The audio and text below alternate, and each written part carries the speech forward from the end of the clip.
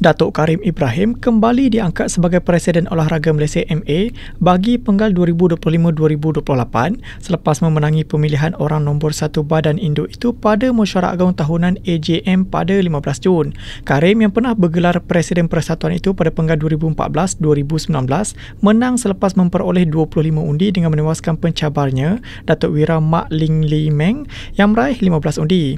Pertandingan bagi jawatan Presiden sepatutnya berlangsung secara 3 penjuru, tetapi penyandang Presiden Datuk Seri Syahidan Kasim membuat keputusan menarik diri di saat akhir. Karim dalam ucapan selepas pelantikannya bertekad untuk mengangkat semula imej olahraga negara di peringkat kebangsaan dan antarabangsa. Seramai 39 perwakilan menyertai pemilihan yang berlangsung serentak dengan AJM selama 4 jam. Saya hormati dan berterima kasih atas kepimpinan yang berhormat Datuk Seri Saidan, Bapa Perpaduan Olahraga Malaysia. Saya nak cuma beri satu tepukan yang berbeza.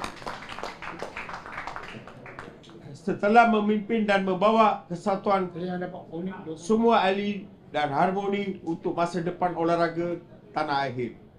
Yang sememangnya didik kejayaan untuk menghargai kerana sekali lagi saya telah memberikan peluang untuk membawa tahap imej MA, Malaysian Athletic atau olahraga Malaysia ke peringkat negara dan maupun di antarabangsa.